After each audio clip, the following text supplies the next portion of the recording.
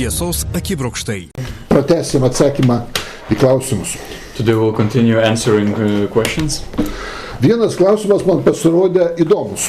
I received an interesting question. Tai aš jį atrinkau iš visų ir į priekį iškėliau. And I will try to answer it first. Klausytojas man parašė. A listener wrote. Sakot, jog jūsų Biblija kalba, kad gyvenam ne vieną gyvenimą žemėje. You say that the Bible says that we do not live only a single life on earth. Lengvai galiu sugriauti tokį jūsų tikėjimą. I can easily refute such a claim. Jeigu būtumėm gyvenę iki savo gimimo kažkada, If we would have lived until our birth sometime, tai ir atsimintumėm praeitus gyvenimus. we would then remember our past lives. O dabar iki gimimo mes nieko neatsimenam. But now we do not remember anything that was until our birth. Tai neginčytinai paneigia tokį jūsų mokymą. And this refutes completely your teaching. Gerai. Kaip sakant, neginčytinai paneigia. Pasižiūrėkime, ar labai jau neginčytinai paneigia šitas. And the listener claims that this refutes absolutely my teaching, but let's see, does it really? Tiesa, reikia pripažinti, kad šitas argumentas toks egzistuoja ir jis yra vienintelis iš filosofinių argumentų prieš persikūnijimo doktriną. And it needs to be said that this argument is a single argument, that a single philosophical argument against resurrection. Daugiau filosofiškai niekas neišgalvojo. And against reincarnation, and no other people, no other arguments that would have been put forth. Tada tik jeigu ne šitas argumentas, tada belieka tik Naujas testamentas, kad vieną kartą gyvenam ir stojam į teismą. And if this argument is not refuted, then the only thing left is that we live only once, and after this nothing happens, as according to the New Testament. Aš dabar pasakysiu savo nuomonę apie tą argumentą. And I will explain my opinion on that argument. Kodėl aš manau, kad tai labai silpnas argumentas, neišlaikantis kritikos elementarios. Why I think that argument against reincarnations is a very weak one. Gaila, kad neturiu galimybės su tuo gerbiamu klausytoju akis į akį taip padiskutuoti. And it is very sad that I cannot discuss here live with that listener. Nes aš iš karto užduočiau mūsų klausytojui klausimą. Because I would instantly ask a question to our listener. Ar atsimena savo gyvenimą, kai jam buvo 3 mėnesiai? Does that person remember their lives when they were 3 years old? O kai 5 mėnesiai buvo? Or 3 months old, 5 months old? O kai metai? Or 1 year old? O 1,5 metukų kai buvo? When I was 1.5 years old?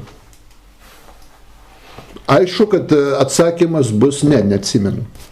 And of course the answer would be that no, I do not remember. Paprastai vaikai atsimena nuo 2,5 iki 4 metų.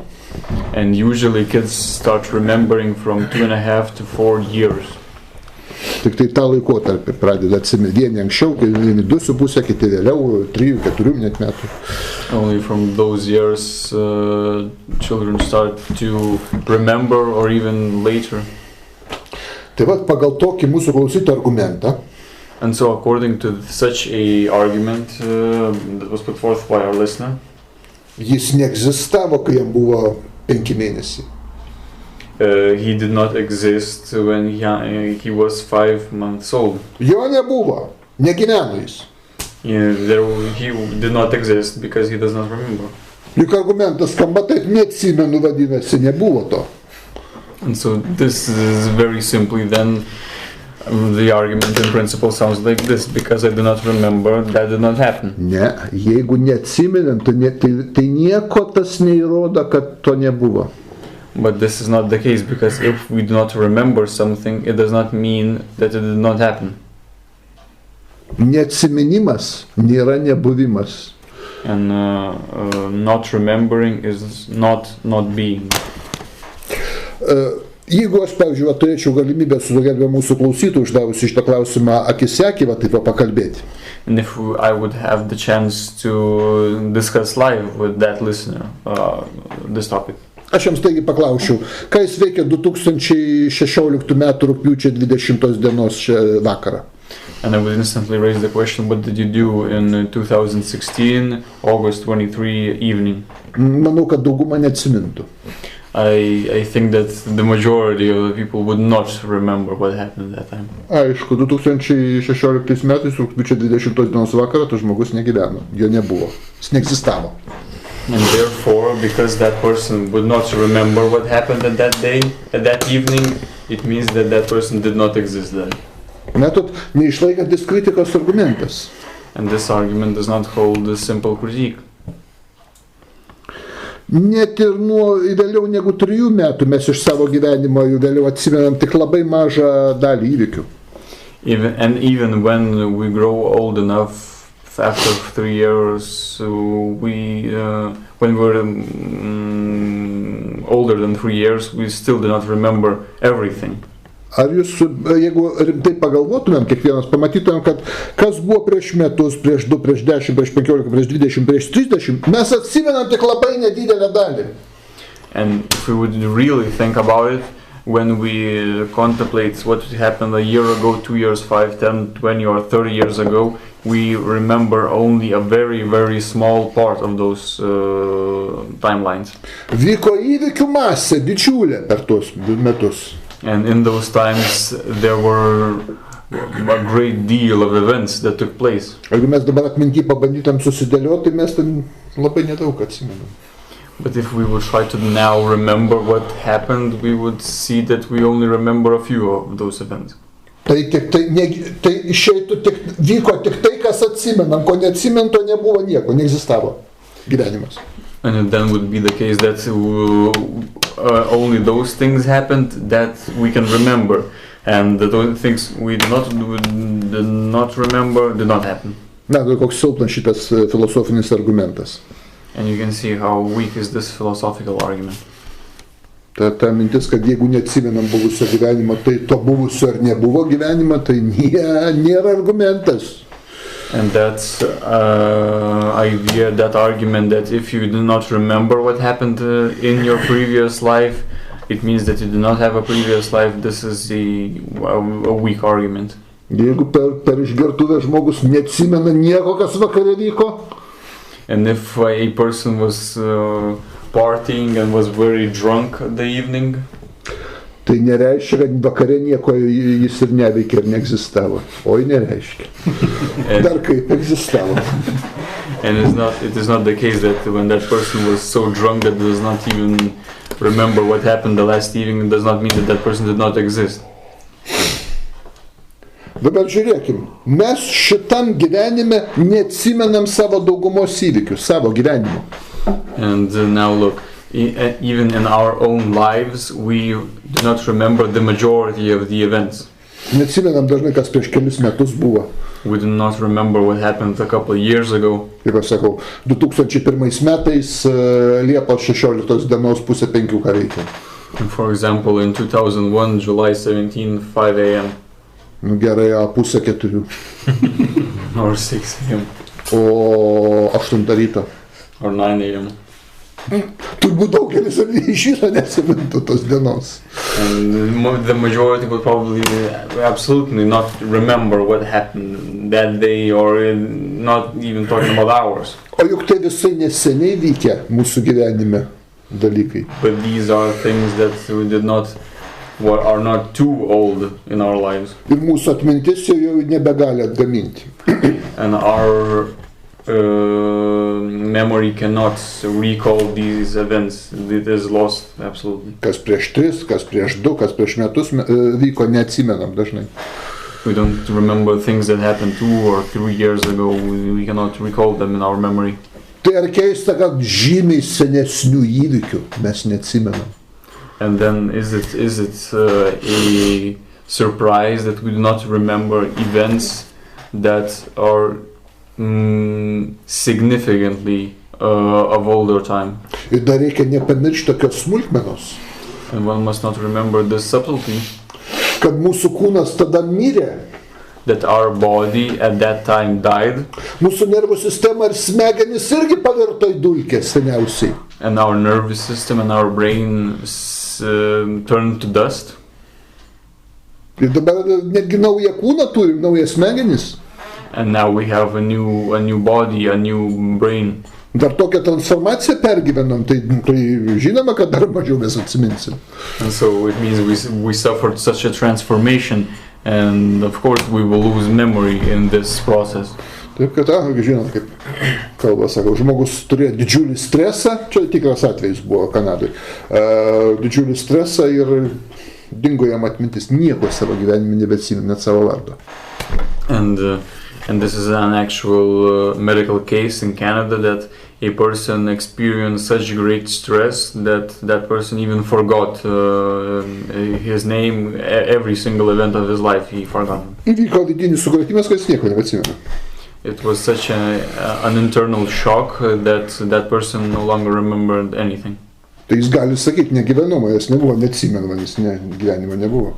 And then he would in principle claim that I did not exist until that moment, because I don't remember myself existing. Bet kiti tai žino, kad gyveno.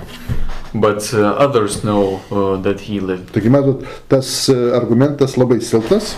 And as you can see, that argument is very weak. Ir jeigu tokia nervinį sukrėtimą žmogus, tokią transformaciją patyręs, jis pamiršo visą savo gyvenimą. And when such a nervous shock, an internal nervous shock was experienced by a real person, and they forgot their whole life, about their whole life. Tai kaip sakiau, tokia smulkmena, kad dar didesnį sukrėtimą žmogus patyręs, kai visas jo kūnas ir smegenys pavirtęs seniai yra į dulkes prieš daug metų. Dabar naujas smegenys, naujas kūnas. And so we can then understand what it means, that what a kind of a shock a person experiences when they die. The nervous and the system and the brains rot and turn to dust, and then they in a long time after receive a new body. Taigi per mirtį, kai kūnas ir smegenys virsta į dulkes, siela, joje įrašyta informacijos didelė dalis sunyksta. And so when the body dies, when the nervous system dies, when the brain dies, a majority of the information that is in the soul is lost. Ir siela apsivalė nuo nereikalingos informacijos masyvo. And the soul is then cleansed from useless information. Dėl ko mes šitam gyvenime pamiršom, kas prieš pusmetį buvo metus, 2, 3, 5, 15. And why in this life we forgot things that happened 1 year ago, 2 years ago, 3, 10. Smegenys apsivalo nuo nereikalingos informacijos, kad neužsikrauti. Because the brain cleanses itself from unnecessary information. Tai kas visiškai dabar jam neaktualu. It cleanses itself from information that is not important. Ar jums aktualu, ką 2011 metų rugpjūčio 16 vakarienį valgė? Is it important to anybody what they ate in 2014 August 16 evening? Mes neatsimename, tai nereikalinga.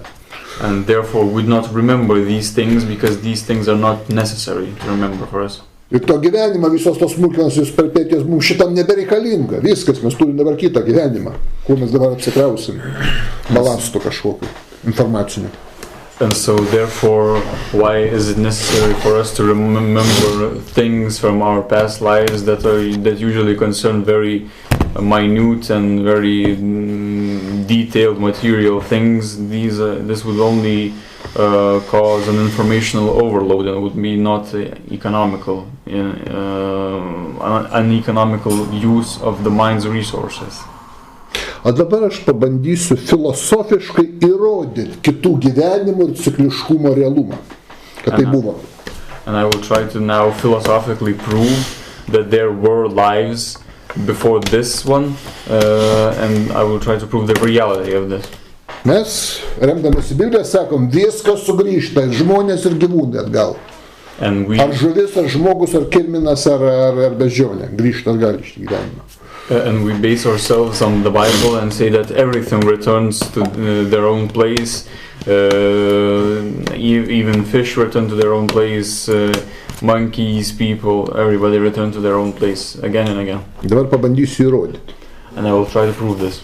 Ne Biblijos eilutėm, Biblija man gali tikėti, gali netikėti, o dabar proto argumentais, faktais.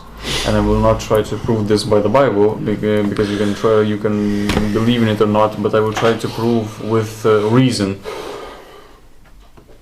Labai įdomų dalyką tekia yra stebėti, kada vos tik dar neseniai išsirytęs iš kiaušinio viščiukas. And I have seen a very interesting, one can see an interesting thing that a chicken who just recently hatched. Visiškai pasaulio nepažįsta dar, nespėjo. And that chicken does not know anything about the world, it does not comprehend anything about the world. Pamatęs varną skraidančią virš jo. When that chicken sees a crow that is flying over it, jis persigandęs skuodžia pas vištą slėptis. It then instantly runs, that chick instantly runs to the chickens to hide itself. Iš kur jis žino, kas yra pavojus? And from where does that little thing know what is danger? Iš kur žino, kad kai varna pagriebs ir nusneš bus amen? Yeah. And how does it know that when that crow will catch it, it will die? Iš kur jis apskritai žino apie mirtį? And how does it know about death even? Jisgi šitam gyvenime jokios patirties apie tai, jokios informacijos nespėjo sukaupti. And that thing in this life did not manage to gather such information. Juk informacija gyvas padaras kaupia patirties būdu. And because that information is collected, is gathered through the senses, through experience. Tai įdėtas, pavyzdžiui, šuniui maistas bus geltonam, žaliam ir violetiniai lėkštutei. And for example, there will be food put on a red, green and a blue plates for a dog. Bet jeigu per violetinę lėkštutę leidžiame elektrą srovę silpną, but if we are letting a electrical current run through the blue plate, kad bandydamas iš jos ėst, šuo gauna iškart per liežuvį, per dantis elektros srovę, that dog, when the dog tries to eat from that blue plate, it receives an electrical shock. Pabandė vieną kartą gavo. And it tried to eat once, the dog tried to eat once from the blue plate and received an electrical shock. Po kurio laiko pabandė vėl gavo. Tried to do that another time and yet again received a shock. Trečią, ketvirtą, penktą. A third, fourth, fifth. Jis tos lėkštutės vėlėtės jis jau ją apeis, jis jau šnebėjęs, nors ką žigaus kanas maistas bus padėtas. And that dog will no longer eat from that blue plate, no matter how delicious that food is on that plate. Instinktyviai kitoj vietoj vėlėtį lėkštutę pamatys su maistu, jis jau nebeims. And instinctively, arba tokios formos lėkštutė. And instinctively, when that dog will see a similar blue plate in another place, even in another place, the dog would still not touch it because of the previous experiences it had. Patirti. Instinktas susiformuoja per patirtį. And so this instinct was formed through experience. Visi sako, tik instinktas pas viščiuką ten buvo. And everybody say that little chick's all of its decisions were on instinct. Toks abrakadabra, magiškas žodis, kurio nieko paaiškinti negali. Instinktas. Tiesiog instinktas. And such a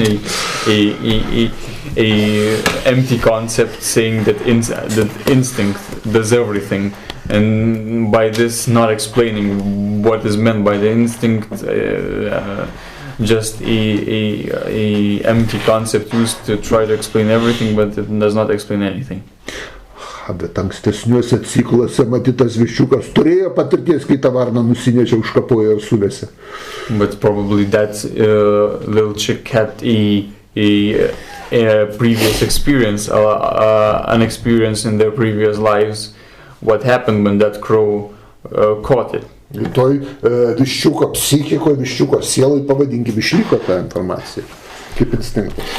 And so we can say that in that chicken's soul, in that chicken psyche, that information remained. Arba štai viščiukas, kuris tik neseniai išsirytęs iš kiaušinio, nieko nematėt, nežino, kad yra vanduo. And so, for example, a chicken that has been just hatched and does not know what is water. Bandykime įstumti vandenį. Try to push it into water. Išsigandęs, ne, priešinsis, ne, jis nenori. It will be afraid and it will try to avoid water. It will try not to enter it, not to go to it. Aišku, jis nesusidūrė su vandeniu, gal ten labai gerai bus. Turi stačią galvą, patikrinti, kas tai yra. But why does it do that? It does not know. It has absolutely does not know what is water, and maybe it should not try to avoid it. It should try to dive into it. Ne, information kažkur yra pasi. Instinktas. But there's this a more refined concept of the instinct is the experience from the previous lives, and so that she can has information. Tuo tarpu šviežias išsiridęs žąsiukas, kuris vandens gyvenime nematęs. Or for example, a duck that is recently hatched. Puola į tą vandenį ir dar plaukt moka. And runs into that water, it even knows how to swim in it. Plaukia, įrėsi savo kojomis kaip irklais. And uses his legs to swim around and freely in that water. Iš kur? And from where is these skills? Iš kur ta patirtis? From where do they receive this experience? How do they have this experience of swimming freely in that water? Iš kur žino, kas jis toks? And from where does it know what it is? Instinct. Sakau, šiaip instinktas nieko nepasakys. Jokia natūralioji atranka, jokia kova dėl būdo, joks paveldimasis kintamumas nepaaiškins, kaip tas instinktas susiformavo. Labai sunku paaiškinti. And very naturalistically, to try to explain this instinct is very hard, even if not impossible, to try to explain this through the fight for survival, through the evolution. Tik išsiritęs ančiukas ir viščiukas žino, kas yra vanagas, kas yra varna. And so the recently hatched duck or chicken knew very well what is a crow, what are those birds, those birds that hunt them. Bet žino, kad višta yra gerai. And they know that antis yra gerai. And those hunting birds know that the chicken and what the duck are. Žino, kas yra vanduo, vienas žino, kad jis su vandeniu įsiprilaks, kitas, kad jam jo stichija. And they somehow know, for example, the chicken knows that the water is something to avoid, but the duck knows that it is a great thing. O kaip mažas žmogaus kūdikis moka gražiai plaukt. Or for example, the case that little babies know how to swim well. Nardo, netgi gražiausiai nardo, kaip ruonis. And they even can dive in water. Kaip? Iš kur jis tai moka? And how is this possible? How do they know how to swim? A paskui šiek tiek augdamas jis pamiršta ir vėl iš naujo reikia mokytis jam kaip maišai plaukti. And then that baby then forgets this ability, this skill, and then has to relearn it. Jeigu iš naujo neišmoko plaukti, stumi dar prigers. Nebėra to instinktyvaus plaukimo. Iš kur ta informacija? And if after that ability is unlearned, you can push that person, and they will drown in water because they absolutely forgot this ability. Likus kažkokia atmintis pas kūdikį, kas yra vanduo, kaip plaukt, ką daryti su kojam, su rankom, kad nereikia įtraukti vandens į nosį. But when Kažkur žino, saugas ne kiekvienas moka, prilaka. But when babies swim around, they know everything. What is water? They know that they should not drink water, not try to breathe in the water. They know these things very well. They have information about these things, but we see that even grown-ups sometimes do not understand how should they go about in water. Iš kur ta patirtis? Jis jos neturėjo šitam gyvenime. And from where is this experience that little baby did not have such an experience in war? Ateistai, materialistai sako, taigi gimdoj motinos vandenyse. And atheists and materialists try to say that those little babies were in the womb, or in the waters of the womb. Nesu aš fiziologijos anatomijos didelis žinovas. But I am not a great master in physiology. Bet įtariu, kad jis ten neplaukioja, nemoka plaukimo judesių daryti. But I somehow suspect that that baby does not swim in various techniques in that womb. Fiziškai ten nėra kur nardyti vietos mažai. And physically there's not enough space to dive in that womb. Čia įmeskim į vandenį didžiausią baseiną, jis plaukias po vandeniu. But you can just throw a baby in a swimming pool and it will very calmly swim around it and dive around. Tai kokios informacijos. Arba dar vieną įdomų variantą. Or let's take another very interesting variant. Išsirita iš kiaušinių paukščiukų nauja vada, šviežia, pavasarį. Recently a new group of birds hatched. Nu, jis apsimokino skraidyti viską. They learned how to fly and everything. Šiek tiek pradeda savarankišką gyvenimą, atitrūko nuo tėvų, savarankiškai pradeda gyventi kažkiek. And they start their own relatively independent lives they live from their parents. Ir žino, kad rudenį reikia išskristi šiltuosius kraštus. And know that when autumn comes, they will need to fly to hotter regions. Kas jiem papasakoja apie žiemas Lietuvoje? And who taught them about winters in Lithuania, for example? Iš kur jis žino, kad žiema tai sezonas, kada bus šalta? And from where does that bird know that when winter comes, that season will be cold? Iš kur su tokiom mažoj galvytėj, su tokiom mažom smegenim žino, kad bus problemų maisto susirasti? And how does it know with a small head and a smaller brain that in winter there will be problems with food, it will be hard to find any food? Suprasčiau, liko viena, žiema, antra, trečia, pasimokino, jau pradeda apsiskaičiuoti. But I understand if that bird who accidentally was here for 1, 2, 3 winters, it starts to understand what's happening. O dabar jis šviežias, naujas, įsirytęs, tik tai pirmi metai. Tik vasarą matęs. But now this bird is just freshly hatched. It did not see, did not experience anything, and yet knows greatly about these things. Bet žino. And knows greatly about winters and its dangers and where it needs to fly. Ir žino, kur skrist, kad nereikia į Grenlandiją skrist. And even knows. Ar į Kolos pusiasalį. And even knows how to, where to fly exactly. Knows not that it should not fly to Greenland or to the Kola half island. O į pietus reikia, kur šilti kraštai. Žmogus nesusiorientuos. Apsukai, apstatė laukia ir jis nežino, kur eiti. Be kompaso. And, yeah. Nors 3 aukštuosius turės. And then the bird very, very easily finds its way around and knows how to go to the south. And it needs to go to the south and know how to find that south. But a human being, it can be that person educated as they want and they still may not find the way. They would need a compass. Tai jis tiesiog instinktas. And the atheists would say that this is an instinct. Ir kaip šitas instinktas atsirado? But how did this instinct form? Bartakis. They roll their eyes. Nu, instinktas, ką tu nesupranti, instinktas. They say this is instinct. How do you not understand that this is instinct? Aš dar sakau, kad instinktas tai yra ta informacija susiformuoja per ilgą patirtį. But therefore we say that this instinct is a thing that is formed through a long experience. Patirties juk nėra. But for these early animals, there is no experience. Ir tėvai neperdavė tos informacijos. And parents did not share this information. Neatsisėdo gandras ir gandriukams nepradėjo aiškinti sistemos gyvenimo. It was not the case that the parents storks tried to explain to their babies the whole system of reality.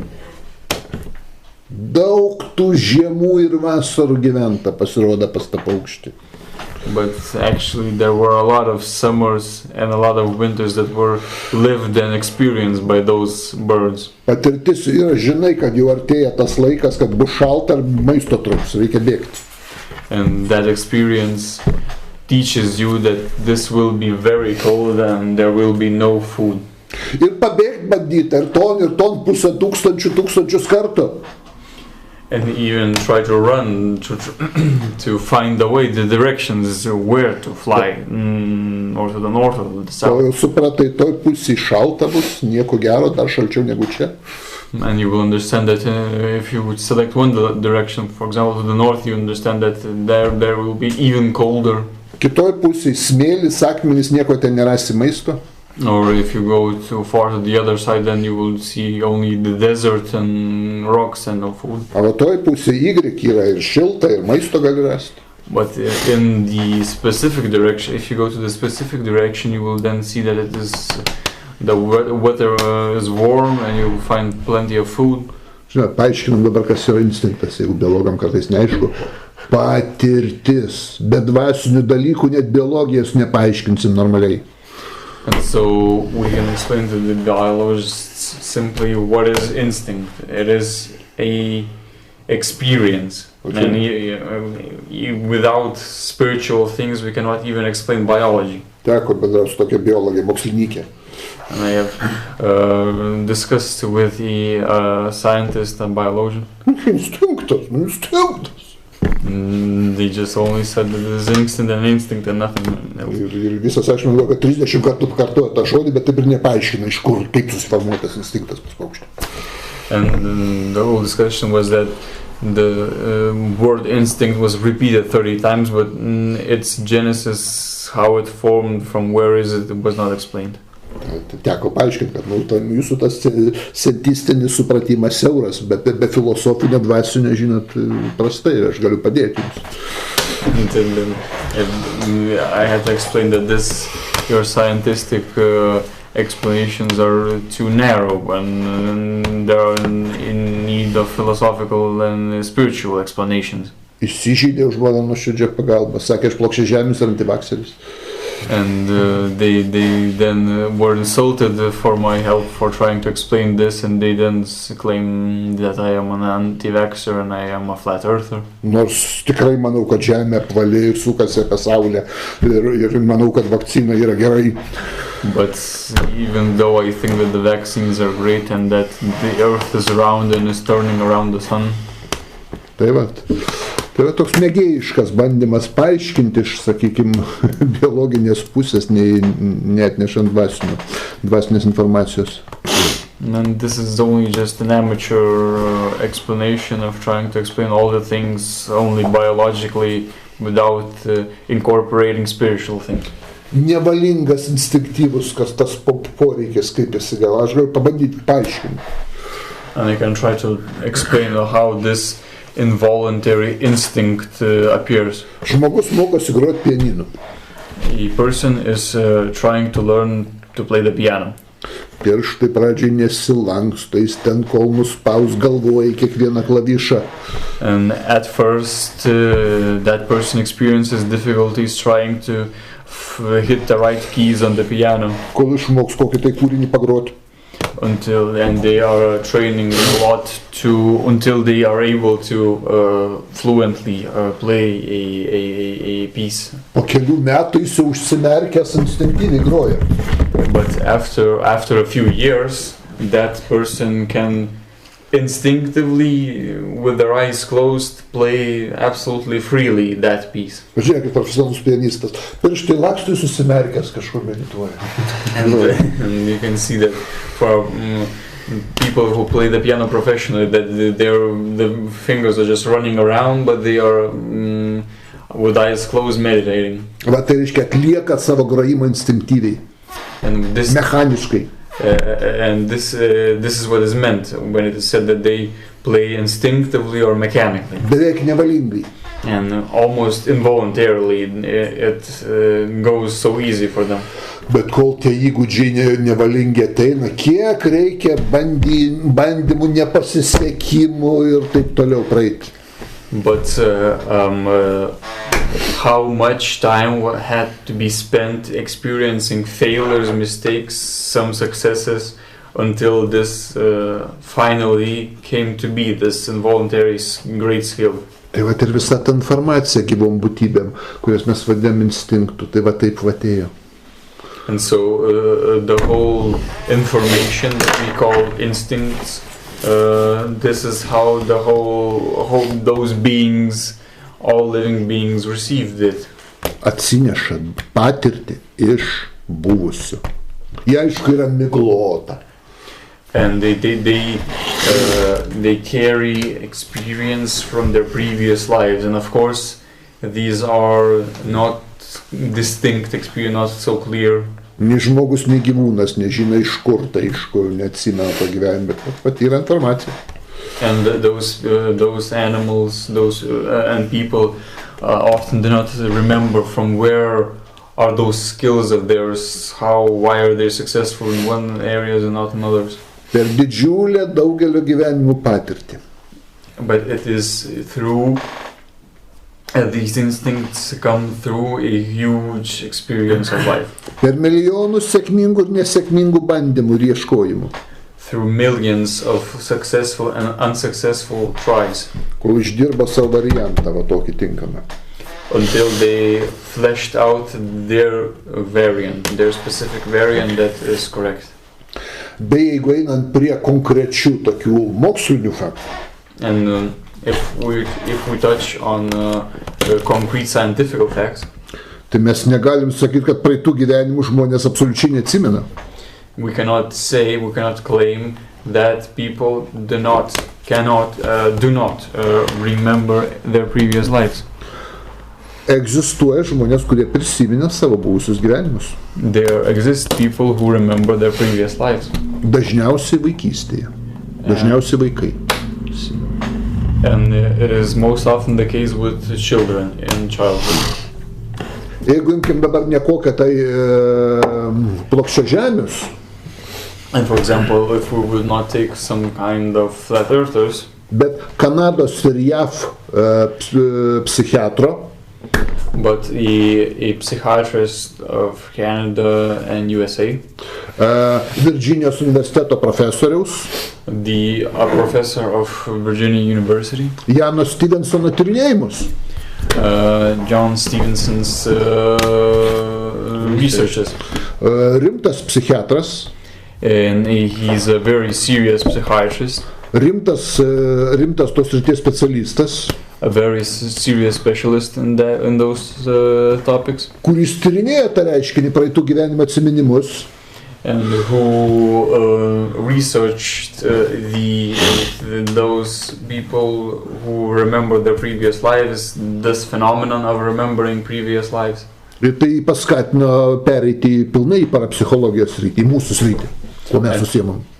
And that those researches in those areas made him to turn to parapsychology, which is our area. Jis tyrinėjo tos žmonės, kurie prisimena praeitus gyvenimus, daugiausiai tai buvo vaikai nuo 2 iki 4 metų. And so that professor researched people most often to children from 2 to 4 years old who remember their previous lives. Jis užrašinėjo jų pasakojimus. And he wrote down their remembrances, their stories. Ir paskui bandė tikrinti, kiek tai atitinka realybę. And then tried to inspect and compare how it's correlated with reality. Ar tikrai, kaip tas vaikas pasakoja, praeitį toks žmogus buvo, mirė, tokie gyvenimo įvykiai buvo, toks miestas ar kaimas. And when those stories were told by the children, then it was that professor tried to verify were those persons in those stories real, were those places real, were those cities real. Į tas labai sukrėtė, nes didžioji dalis tų vaikų pasakojimų įvykių pasirodė, kad tokie istoriniai ir geografiniai faktai buvo, apie kuriuos vaikai kalba. And his research results shocked him because he really found out that the majority of the stories, those historical facts and geographical facts that are mentioned in those stories are actually real. Labai produktyvus šitas mokslininkas ir tyrinėtojas. And this professor, this scientist is very productive. Jis per gyvenimą beveik 3000 žmonių, kurie atsimena savo praeitus gyvenimus, tyrinėjo. This professor researched almost 3,000 cases of this phenomenon. Dar įdomesnis dalykas. And what's more interesting? Kad Stevensonas rado ryšį tarp įgimtų defektų. That Stevenson found the correlation between inborn defects. Kaip apgamai, karpos, dėmės ant kūno. For example, various skin defects, pimples and so on. Ir tų žmonių, apie kuriuos kalba vaikas, kad jis buvo praeitam gyvenime, tai to žmogum. And the persons whom that child was in their previous lives. Buvusių traumų, randų gyvenime. Or, for example, maybe scars and traumas. Virš keliasdešimt tokių įvykių jam pavyko įrodyti. And this correlation between skin spots and scars he was able to establish in some few cases. Jeigu kas norėtų plačiau šitą su Stevensono tyrimui susipažinti, and who would like to go in depth or in detail with Stevenson's research, parekomenduočiau 3 jo knygas. I would recommend 3 of his books. Pirma knyga vadinasi The first book is called Children Who Remembered Previous Lives, A Quest of Reincarnation. Išleista 1987 metais. Yeah, and this book was released in 1987. Reiškia, vaikai, kurie atsimena buvusius gyvenimus, reinkarnacijų paieška. And so, children who remember their previous lives, a quest of finding reincarnation. Kita jo knyga išleista 1997 metais. His other book is released in 1992. Reincarnation and Biology. Reincarnation and Biology. Reinkarnacijų biologija. Ir trečia knyga išleista 2003 metais. And the third book, which was released in 2003. European Cases of a Reincarnation Type. And the European case of the reincarnation type. Europos inkarnacijų atvejai. Išleista šitą knygą 2003 metais. Yeah, and this book was released in 2003. Beje, šita trečia knyga yra išversta į rusų kalbą. Jie galima perskaityti rusiškai, kas mokosi. Yeah, and this third book is also translated into Russian. Jeigu jau kalbam apie profesorius Jano Stevensono tyrinėjimus, and if we talk about Professor Stevenson's research, tai rekomenduočiau paskaityti dar vieną veikalą. I would recommend to read another book. Šitą veikalą parašė laikraščio Washington Post žurnalistas. And that work was written by a journalist of the Washington Post. Tom Schroederis. Tom Schroeder. Tai yra dokumentinė knyga. And it is a documentary book. Jis kaip žurnalistas tyrinėjo Jano Stevensono veiklą ir kartu su juo keliavo. And that he as a journalist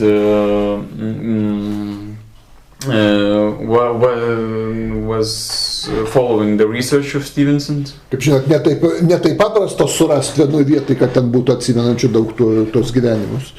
And as you know, it is not very simple to find places where there would be a lot of people who remember their previous lives. Tai Stevensonas rinko informaciją po visą pasaulį, kur tik atsiranda informacijos, kad kažkoks vaikas ar žmogus atsimena praeitus gyvenimus, jis važiuodavo. And so Stevenson was searching all around the world where there were cases of children remembering their previous lives and when they're instantly transformed. Tai va, tas žurnalistas Tomas Schroederis, and so the journalist Tom Schroeder, kartu su profesoriu Stevensonu važinėjo po Libaną, po Indiją, po JAV pietus. And so with that professor Stevenson went around Lebanon, through India and in South America. Ir tyrinėjo Southern America. Ir tyrinėjo atsimenančius praeitus gyvenimus. And researched those people who remember their previous lives. Štai kaip vadinasi ta Tomo Šrioderio knyga. And the book of Tom Schroeder is called Old Souls, the Scientific Search for Proof of Past Lives. Lives. The old souls, the search for the scientific search for proof of past lives. Senos sielos, moksliniai praeitų gyvenimų liudijimai. Ji išleista 1999 metais. And it was released in 1999. Iš pradžio tas žurnalistas profesorius tyrinėjimus labai skeptiškai stebėjo. And at first that journalist followed that research very skeptically. Negi bandė skandaliuką padaryti, kad demaskuosiu, prigausiu ten, žinot, kažkur. And even tried to force up a scandal, make up a scandal. Kaip čia garsus mokslininkas į paramokslus nuėjo. How this famous scientist went from science to parascience. Paskui šypsenėlė iš šio linksmo veido po truputėlį vis labiau mažėjo. But then the journalist started rethinking. Skepsis vis mažėjo.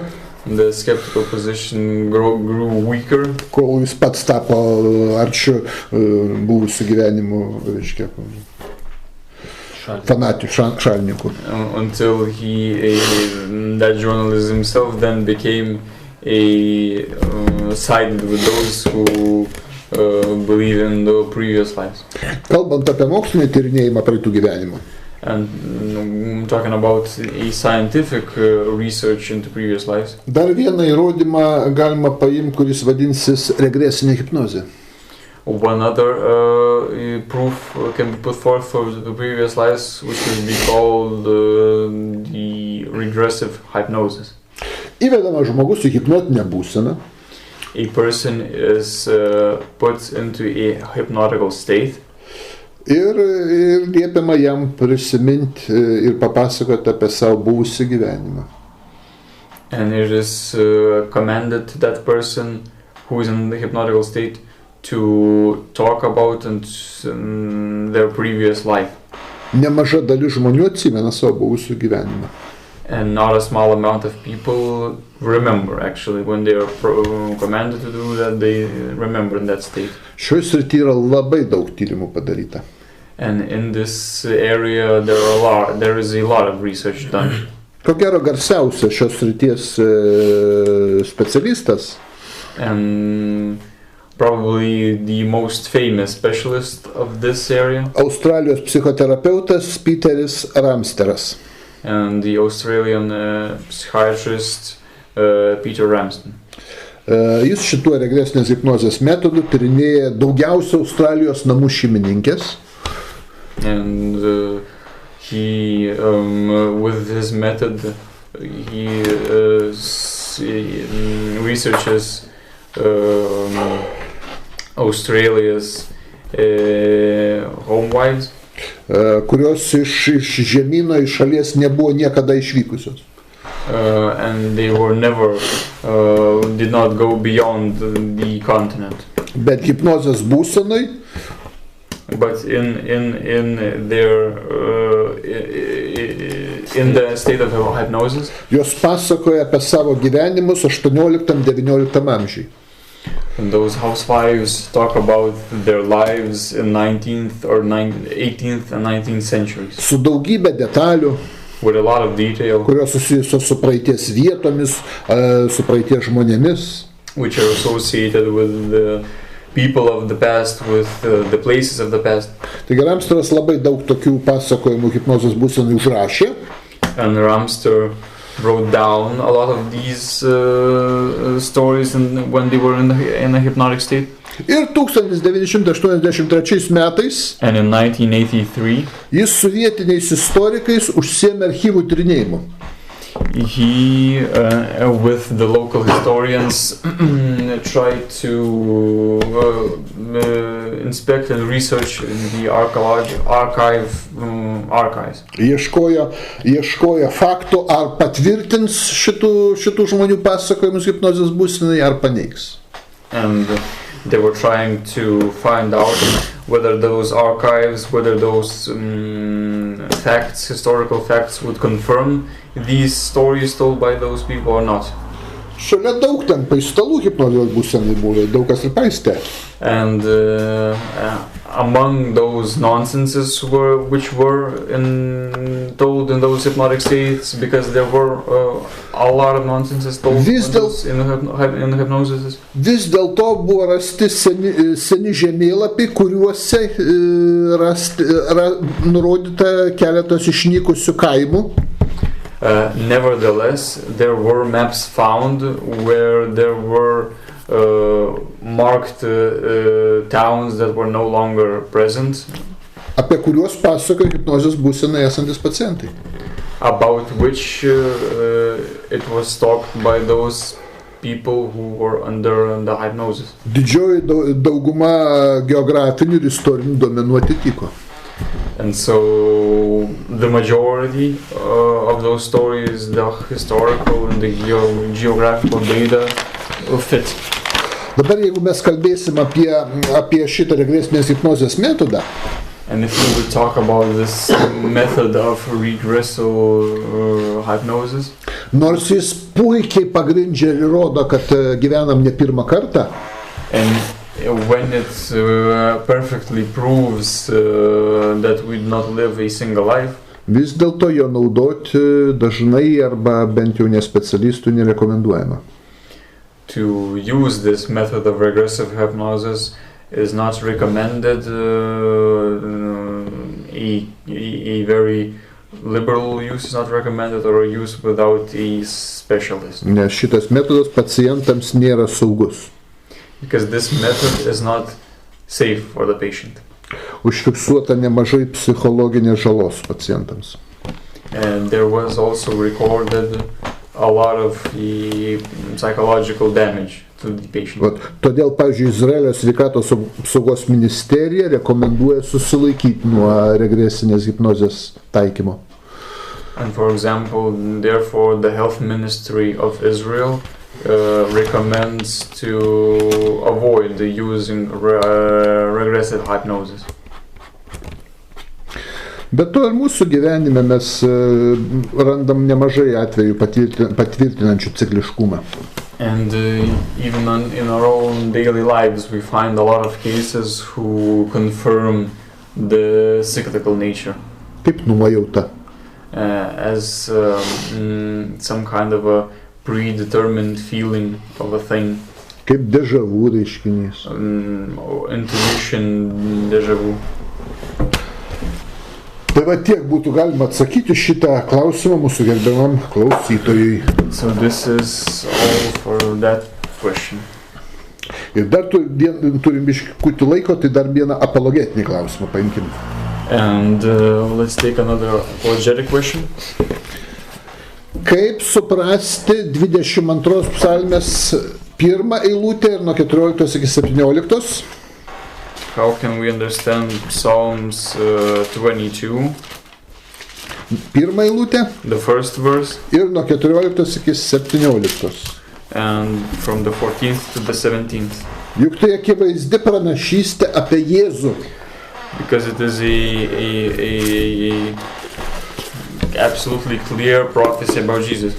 Gerai paskaitom šitą akivaizdžią pranašystę apie Jėzų. Okay, let's read about this clear prophecy about Jesus. Pirma eilutė. Mano Dieve, kodėl mane apleidai? Mano šauksmas toli nuo mano pagalbos.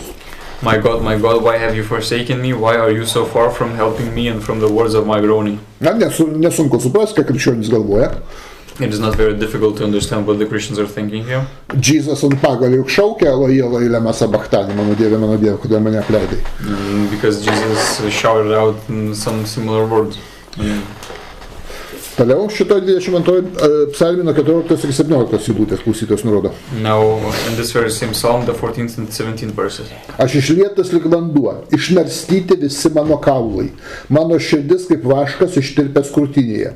Mano jėgos išdžiūvo lyg šūkė prie gomurio limpa liežuvis, mirties dulkės to atvedė mane, apskrito mane šunys nedorėlių gauja aplink mane, jie perverė mano rankas ir kojas, galiu suskaičiuoti visus savo kaulus, jie žiūri stebi mane, drabužius mano dalyjasi, metų dėl mano apdaro burtą. I am poured out like water and all my bones are out of joint, my heart is like wax, it has melted within me. My strength is dried up like a potsherd, and my tongue clings to my jaws. You have brought me to the dust of death, for dogs have surrounded me. The congregation of the wicked has enclosed me. They pierced my hands and my feet. I can count all my bones. They look and stare at me. They divide my garments among them, and for my clothing they cast lots. Kągi, krikščionis pasiskaitęs Evangelijus, skaitys, aišku, sakys Jesus. And so the Christian, being well read in the gospel, will say instantly that this is Jesus. Ir dar nurodo klausyta 69 psalmė, 8-9 eilutės. And then the listener points to Psalm 69, 8 and verses 8 to 9. Ir 21 eilutė. And verse 21. Svetimas tapau savo broliams, pašalinis mano motinos vaikams. Uolumas dėl tavo namų sugraužė mane, tave plūstančių keiksmai krito ant manęs. I have become a stranger to my brothers and an alien to my mother's children, because zeal for your house has eaten me up, and the reproaches of those who reproach you have fallen on me. Ir 21 eilutė. And the 21st verse. Vietoj maisto duoda man tulžies, ištroškusi girdo acto. They also gave me gall for my food, and for my thirst they gave me vinegar to drink. Evangelija actą pamerkė ant pagalio pakišo jam. And in the Gospels they said that the stick was put in vinegar and raised him. Kokia pranašystė apie Jėzų, sako krikščionis. And what a prophecy of Jesus, the Christians say. Ir kodėl mes tokie užkietėję, apakę, nematom čia Jėzaus? And why we stiff-necked and blind not see Jesus here. Ir klausytojas klaustų, tai apie ką čia rašo? And the listener asks, about what is it written here? Atsakau, apie Dovydą. And this is about David. Gerbiamas klausytojai, atsiverskite 22 psalmę ir įdėmiai skaitykim, kad jis sąžiūrė, apie ką čia rašo.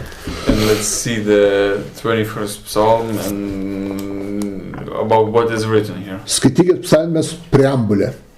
And read the first lines of the psalm. Choro vadovui giesmės briedė auštant gaida, Dovydo psalmė. To the chief musician, a psalm of David. Dovydo psalmė. And again, to the chief musician said to the deer of the dawn, a psalm of David. Taigi psalmės autorius ir atlikėjas yra karalius Dovydas. Jėsevičius. And so the author of the psalm is David. Ir pradedam pirmą eilutę skaityti. And let's start reading the first verse. Mano Dieve. My God. Dovydas rašo, mano Dieve. And so David writes, my God. Toliau vėl sako, mano Dieve, kodėl mane apleidai. Yet again then says, my God, why have you forsaken me? Toliau, mano šauksmas toli nuo mano pagalbos. Why are you so far from helping me and from the words of my groaning? Pirmoji eilutė, 4 kartai mano.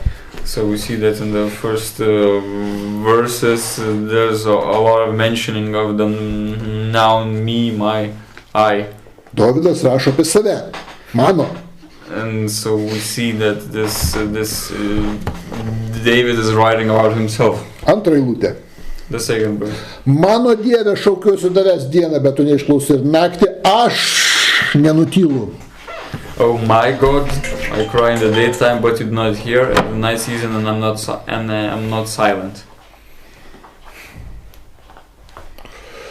Taigi rašo mano ir aš. And so again, my and I am. Apie save Dovydas rašo, taip? And David is talking about himself. Dovydas rašo toliau 6 eilutė. Then David writes in the 6th verse. Aš ne žmogus, bet kirmėlė. But I am a worm and no man. Žmonių išjuoktas, tautos paniekintas. A reproach of men and despised by the people. Aš. Yet again I. Dovydas rašo apie save čia, ne? The pronoun I is used. 7 eilutė. The 7th verse. Sekanti. Kas mane mato, tyčiojasi iš manęs. All those who see me ridicule me. 2 kartus manęs. Yet again, me and me. 9 eilutė. 9th verse. Tugi Mane išėmė iš įsčių, mane saugoja prie motinos krūtų. But you are he who took me out of the womb, you made me trust while on my mother's breast. 10 eilutė sekanti. The 10th verse. Tugi mane išėmė iš įsčių, mane saugoja prie motinos krūtų. 10 eilutė. Tavo globai buvau pavestas nuo gimimo. I was cast upon you from birth, from my mother's womb, you have been my God. Tavo globai pavestas nuo gimimo. Kalba apie save, ar ne? And again, I was cast upon you from birth. Nuo pirmosios dienos buvai mano Dievas. And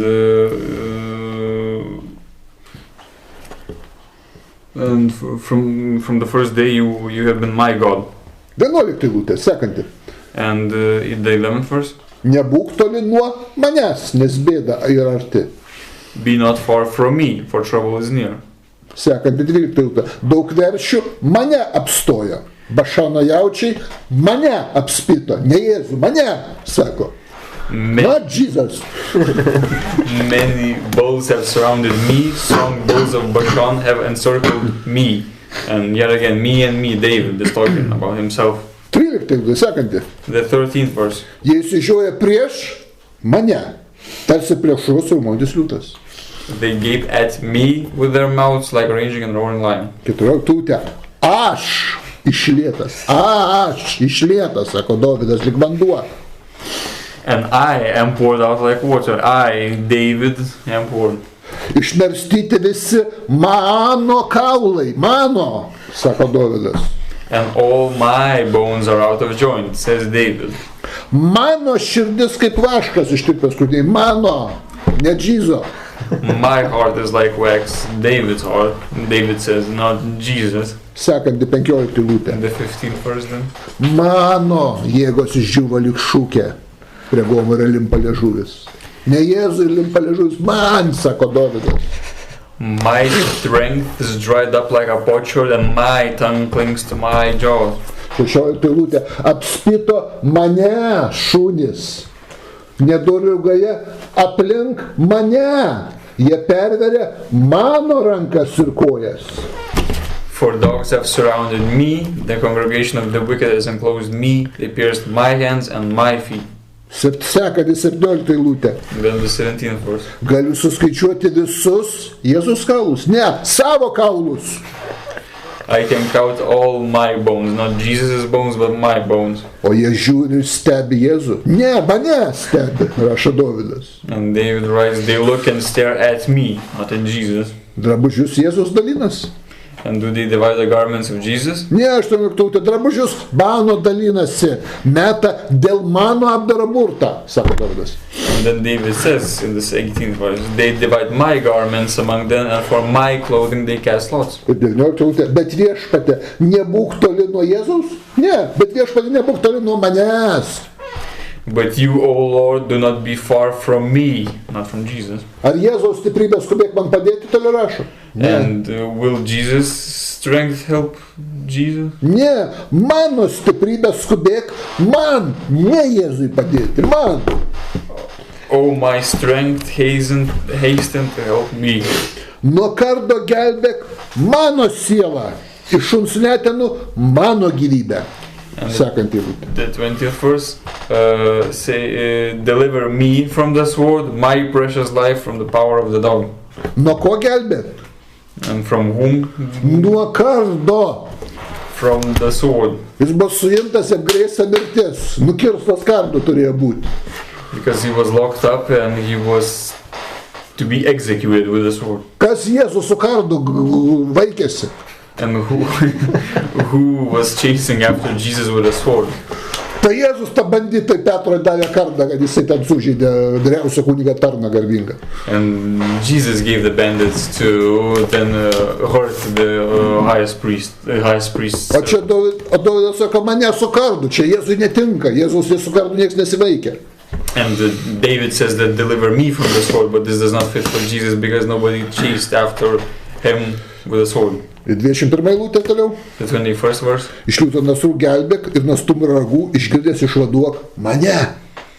Save me from lion's mouth and from the horns of the wild oxen, you have answered me. 22 eilutė. The 22nd verse. Tavo į vardą paskelbsiu broliams, susirinkimo vidury girsiu tave. I will declare your name to my brethren. In the midst of the assembly I will praise you. Dovydas sako, paskelbsiu, girsiu. And David says, I will declare, I will praise you. Tai akivaizdu, kad Dovydas apie save kalba, ne apie Jėzų. It is very clear that David is speaking about himself, not about Jesus. Kai Dovydas sako, aš paskelbsiu, tai nereiškia, kad Jėzus paskelbs. And when David says that I will declare, that does not mean that Jesus will declare. 25 eilutė. The 25th verse. Jį girsiu dideliame susirinkime, vykdysiu įžadus tarp tų, kurie jo bijo. My praise shall be of you in the great assembly. I will pay my vows before those who fear him. Girsiu, vykdysiu. And then it is said, I will praise and I will pay my vows. Sako Dovydas. Says David. Jeigu Dovydas sako, aš girsiu, aš vykdysiu, tai reiškia, čia apie jį kalba, ar ne? And if David says that he will praise and he will pay his vows, it means that David will do that and not Jesus. Taigi, labai įdomus dalykas, atsakymas paprastas, apie ką kalba Dovydas, apie Dovydą, apie save. And so the answer is very simple about what is David talking. He's talking about himself. Ir kaip pavadinti tokį aiškinimo būdą? And how can one explain this way of explaining? Kai Dovydas sako, aš, mano, man. When David says that I, mine, my. O krikščionys sako, Jėzus, taigi tik apie Jėzų kalba. And the Christians then instantly say that it is about Jesus. Dovydas sakė, čia mano sausainis, krikščionys sakė, čia Jėzus sausainis. And David says that this is my biscuit, and then the Christians will say this is Jesus' biscuit. Čia net pritempimų nepavadinsiu, čia komedija tokia egzegezė, toks aiškinimas. This is just comedy, this such an exegesis is just comedy. Tas pats ir 69 psalmiai. The very same case is in the Psalm 69. Dabar pabandykim išsiaiškinti krikščionių metodiką visą, kaip jie bando išsiaiškinti. And let's try to explain, to find out the method through which the Christians employ to explain things. Dovydas psalmėse visose kalba apie save. David is talking about in the Psalms about himself. Labai daug kalba, visko daug pripasakota čia apie save. And in the Psalms he talks a lot about himself. Natūralu, kad kažkoks momentas ar aspektas tiks ir Jėzui. It is very natural that some aspect or some moment will fit Jesus. Kaip kitas aspektas, Petrui, 3 Jonui, 5 Gabrieliui. And as the same thing that would happen, that some aspects would then fit not only Jesus but also Peter, John and Gabriel and so on. Tai ką daro krikščionys? And what do the Christians do? Ima tą vietą išsitraukia, kur kažkiek tinka Jėzui ir sako, pranašykite apie Jėzų, įrodymas.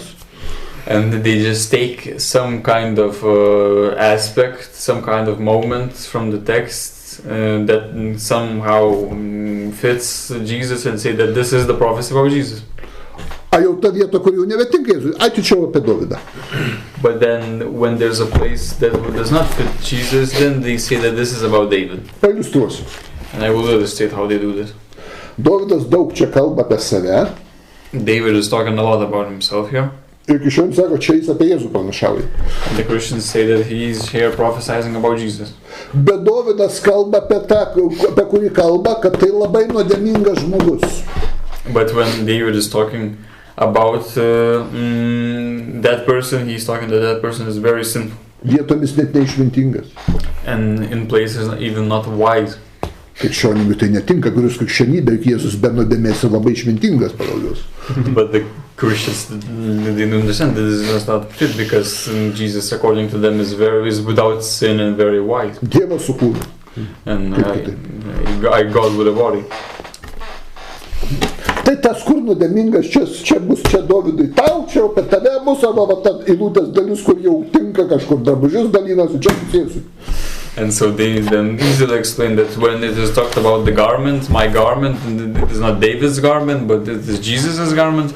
But when David says that he is sinful, well, this is then David. This is David. Geras metodas aiškino, pagal ir aš galiu būti Mesijas. And this is a great method of explaining, because according to this, I can even be the Messiah. Pavyzdžiui, rašo psalmį, mano artimas taikėsi man įspirti.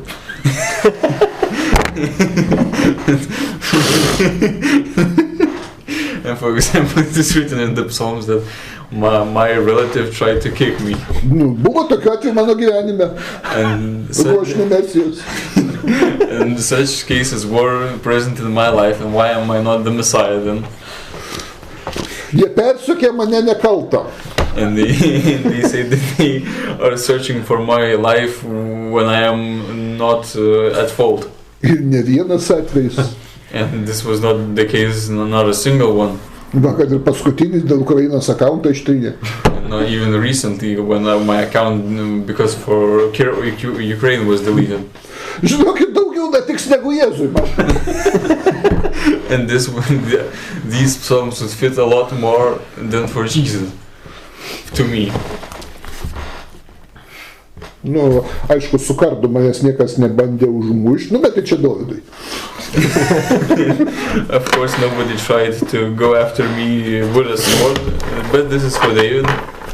Tai dabar krikščionys žiūrim, apie kokį individą rašo psalmė.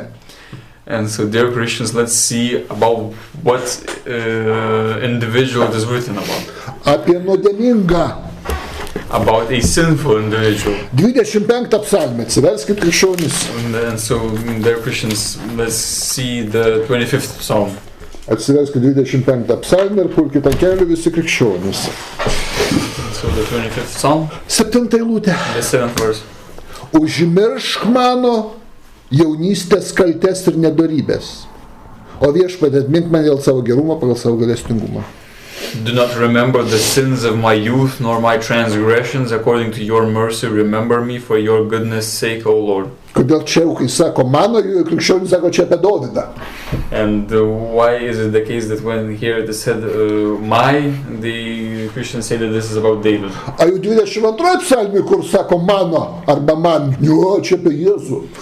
But when it is the 22nd psalm, they then say instantly that when the word my is used, that it is about Jesus. Mistika, ne teologija. And this is some kind of mystical theology here. Įrodinėjimas biški tinka įmam, čia bus Jėzui.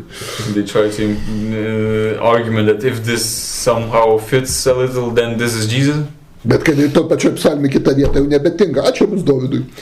But when there's in the very same psalm another place that does not fit Jesus, then they say that this is for David. Žiūrim toliau tą pačią 25 psalmę, 11 eilutę. Let's look at the very same 25th psalm, the 11th verse. Atleisk mano kaltę Viešpatie dėl savo vardo, nes ji didelė. For your name's sake, O Lord, pardon my iniquity, for it is great. Ir apie Jėzų krikščionys čia bazoje psalmės. And dear Christians, is talked about Jesus in these psalms. Vėliau galim sutikti, kad yra apie Jėzų, bet jo labai kaltė didelė, nedorėlis, ką sako. And so we can then, yes, accept that this is about Jesus, but his iniquity is then very great. Nusidėlis. A very sinful one. Ai, kur nusidėlis, tai mes čia Dovydui, permesim. A kur jau gerai, tai čia bus Jėzui, iš tų pačių psalmių. And when the Christians look at the Psalms, when they see that this is a sinful person writing, then they say that this is for David, but in other places then it's Jesus. Žiūrėkit tą patį psalmę 25-18 eilutę. And then let's look at the 18th verse in the very same 25th Psalm. Pažvelk į mano vargą bei skausmą ir atleisk visas mano nuodėmes. Look on my affliction and my pain and forgive all my sins. Jėzusgi nepadarė nuodėmių, sako krikščionys. And the Christians say that Jesus did not commit any sin. Ir meldžiasi neatleisk pasaulio nuodėmes, ar mano, sako nuodėmes. And then he's praying that do not forgive the sins of the world, but my sin. Tai jeigu visas atskiras vietas ima, kur sako mano, ar man tai čia Jėzui, tai visus ir čia taikykit Jėzui tada. A, kodėl jau nebe, ha? But if you're taking every mine in the Psalms, if you're taking my mind of the Psalms for Jesus, then you should try to take everything here that is my mind and therefore apply these forgive all my sins to also to Jesus. Gerai, 31 psalmė, 10 eilutę, pažiūrėkime. Or let's look at Psalms 31, verse 10. Sielvartas graužia mano gyvenimo, įtojimas mano metu suseko mano jėgos, dėl mano kaltės ir mano kaulai sunyko. For my life is spent with grief and my years with sighing. My strength fails because of my iniquity and my bones waste away. Ten jau kur kitur kaulai išmerstyti, tai čia Jėzui. And where those bones, my bones are out of joint, then this is for Jesus. A tai kodėl šitą vietą apie kaulus rašo? Kaulai sunyka, kodėl ne Jėzui, a? But here we see that my bones waste away here. Why this does not apply to Jesus then? Ne, sako, kaulai sunyko dėl mano kaltės. Tai Jėzus tada nuodėmingas bus, ne, čia Dovydui. But because it is here seen in the context, my strength fails because of my iniquity and my bones waste away because of iniquity. Krikščionis. This does not then fit for Jesus. Krikščionis, jūsų įrodinėjimas yra pritempinėjimas pats paprasčiausias ir pats vulgariausias ir nieko gudraus. Tai bandot pritempinėti, kad kai jokas neneima. And just this is your argumentation is not trying to prove something, but is just trying to force something in, try to pull those texts, take it out of context, and try to somehow build up a picture that it is Jesus here. Nu, žiūrim 32 psalmę. Or let's look at Psalms 32, 5 eilutė. the 5th verse.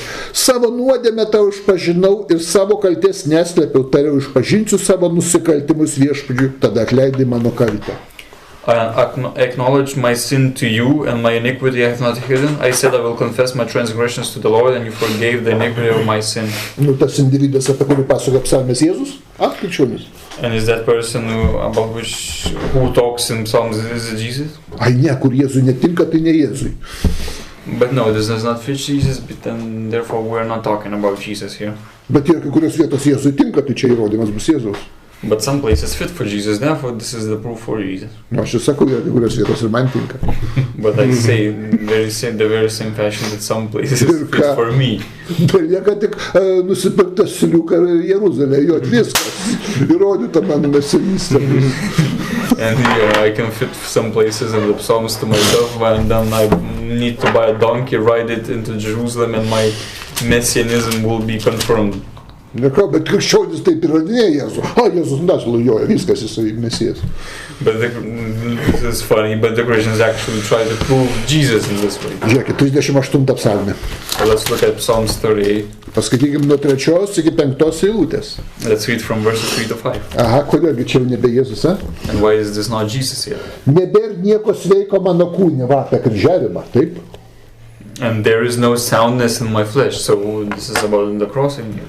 Dėl tavo rūstybės ir poilsio mano kauluose, dėl mano nuodėmės. Nebe Jėzus. Ne, čia nebesijausia. So there is no soundness in my flesh. We then try to explain this. Yes, this may probably be Jesus because he was crossed, but then we read because of your anger, nor any health in my bones because of my sin, and there's no longer for Jesus. That is David. 4 eilutė. Then the 4th verse. Mano kaltės iškyla virš mano galvos, lyg sunki našta jos pasidarė man per sunkios. For my iniquities have gone over my head, like a heavy burden, they are too heavy for me. Krikščionis. Tiek to, mes irgi sutinkam, kad čia apie Jėzų, kad psalmėse kalba apie Jėzų, gerai? We agree with the Christians then, that in Psalms it is talked about Jesus. Na, nusileidžiam. We give this to them. Apie Jėzų kalba, gerai? We accept that this is about Jesus. Negerai, tik tai ten, kur geros vietos, paskui išrinksim apie Jėzų, kur netinka, mes jau Dovydui viską.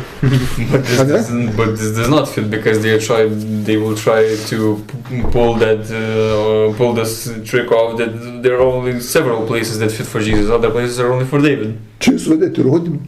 And they somehow call this proof. 5 eilutė. Dvokė ir puliuoja mano žaizdos. Tinka Jėzų, ne? And my wounds are foul and festering, which fits for Jesus. Dėl mano kvailybės. Because of my foolishness. Tinka Jėzų, ne? And this fits for Jesus. Netinka, jau šitą eilutę Jėzų netinka. Arba pusė tinka tik eilutės Jėzų. Kita pusė Dovydui. And so therefore, half of the verse fits for Jesus and the other half only fits for David. Šitoj pačioj psalmė 18 eilutė. And this in the very same Psalm 18 verse. Išpažinsiu savo kaltę, gailėsiuosi dėl savo nuodėmės. For I will declare my iniquity, I will be in anguish over my sin. Kolgi čia nebe Jėzus jau. And why this is not Jesus here? Kodėl kaip pirmo asmenį 22 psalmė sako, mano rankas kojas drasko. And why is it the case that in the 21st Psalm when the word my is used, it is about Jesus' things? Tai klausytojas nurodė, krikščionis klausytojas nurodė kaip Jėzus argumentą. And the listener even said that this is an argument, those my garments and so on, as the argument for Jesus. Ir paimkim viską, plačiai viską, ką psalmės kalba apie tą, kuris sako mano, aš, dėl manęs. But let's take broadly everything in the Psalms where that person who is saying my, let's see how it is used, what is meant here. Ir apsispręskim, arba tai niekur ne Jėzus, o Dovydas visur. And let's then conclude that it is either nowhere Jesus and everywhere David. Arba tai Jėzus, bet nuodėmingas, kaltas, kvailas, kvailybės prisidirbęs, baudžiamas Dievo. Or either this is all Jesus and then he is sinful and is punished because of foolishness. Mūsų idėjiška tolerancija begalinė, mums abu variantai tinka. And our tolerance of ideas is infinite and either variant fits us. Bet kuriuo atveju mes abu nesiginčysim. We would accept any case. We would not fight again. Gerai, 39 psalmė, 8 eilutė. Let's see Psalms 39 verse 8. Iš visų mano nusikaltimų išlaisvink mane, nepadaryk manęs kvailoje pajuoką. Deliver me from all my transgressions, do not make me the reproach of the foolish. Ar čia Jėzus maldauja? And is here Jesus praying? Nu, netinka, nes griūna krikščionybė, nusikaltimus padaręs tas. No, this does not fit because Christianity falls because he made transgressions, Jesus, okay? Čia, kai šaukėsi, išlaisvink mane iš mano nusikaltimų, jau ne Jėzus. O ten, kur mano Dieve, kodėl mane apleidi, čia jau Jėzus. And when it said, deliver me from all my transgressions, me and my is not Jesus, it is David. But when it said, my God, why have you forsaken me, then this is Jesus for some reason. Nu, fantastic, bandymas išsirenkėt po žodį, po eilutę. This is the Christian, a very sly work, trying to pick up word sentences and try to fit to Jesus. Žiūrim toliau 51 psalmę. Let's see Psalms 51. 51 psalmę, paskaitykim nuo 1 iki 5 eilutės. And let's read from verses 1 to 5. Nu, ar čia ne apie Jėzų? Irgi tas pats choro vadovui Dovydo psalmė, kai pasiekė pranašas Natanas jam ėjus pas Betšebą. Then this is the 51st psalm to the chief musician, a psalm of David, when Nathan the prophet went to him after he had gone into Bathsheba. Tas pats Dovydo psalmė, kaip ir 22-69, kurie klausytojas nurodė. And so the very same principle here as with the Psalms 21, that this is a psalm of David. Maybe this then fits Jesus. Kuriuo viena Dovydo psalmė, kur Dovydas sako apie save, aš, mano, mes, yra Dovydui, o kitas, kur Dovydas sako, aš, mano, mes, Dovydo psalmė jau Jėzui. And so why is it the case that when there's a one psalm that is a psalm of David, and in that psalm that author David says me, my, is only fit for is talked about Jesus, but then when there's another psalm which is also a psalm of David, and also the author is David, and then uses me, my, it is only for David. Atsako krikščionis labai paprastai. The Christians answer very simply. Ten tos vietos netinka Jėzui, arba šitas tinka, tai. And so therefore the Christians say that those places fit for Jesus, but the other places not fit for Jesus. Taigi skaitam 51 psalmę nuo 1 iki 5 eilutės. And let's read the 51st psalm from the first to the 5th verses. Dieve, pasigailėk manęs, dėl savo malonės, dėl savo beribio gerumo, panaikink mano kaltes. Have mercy upon me, O God, according to your loving kindness, according to the multitude of your tender mercies, blot out my transgressions. Panaikink mano kaltes. Blot out my transgressions. Ne pasaulio kaltes, ne žmonijos kaltes. Not the transgressions of the world, not the transgressions of humanity. Nes čia Dovydas visur kalba apie save, ne apie Jėzų. It means that David is talking about himself here, not and everywhere, not about Jesus. O iš apskritai psalmėse, kur nors yra pasakyta, kad aš kenčiu, mano kaulai pūliuoja ir šunys drasko mano rankas ir kojas dėl žmonijos nuodėmės, ne dėl savo kaltės.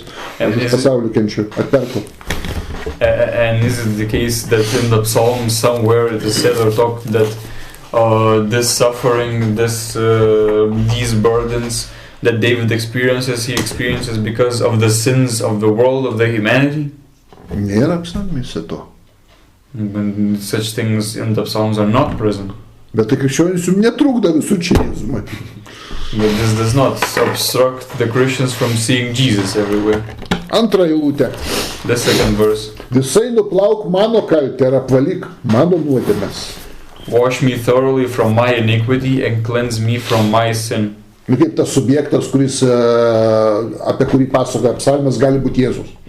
And how this subject about which is present in the Psalms, how could this be Jesus? Taigi Jėzus pagal jūs krikščionys avinėlis be kliaudos ir be dėmės. And because according to Christians, Jesus is without sin. O čia nuvalyk mano nuodėmes.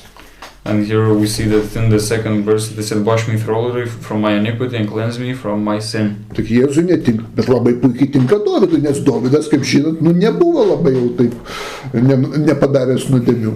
Padarė nemažai.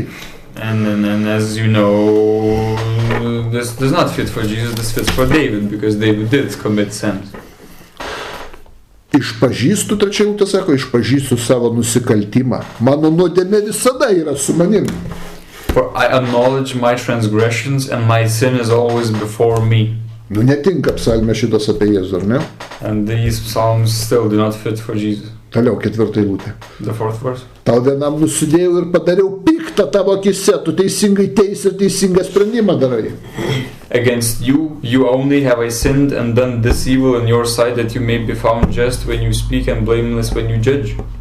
Tai krikščionis, kaip su mūsų nusileidimu, mes linkę sakyti, kad čia gali būti Jėzus, a? And to dear Christians, we can say that we are inclined to say that this everywhere is Jesus. Ai, netinka čia, ne, šitos eilutės, ne Jėzui, tai geras įsirinksim, kur Jėzui tinka.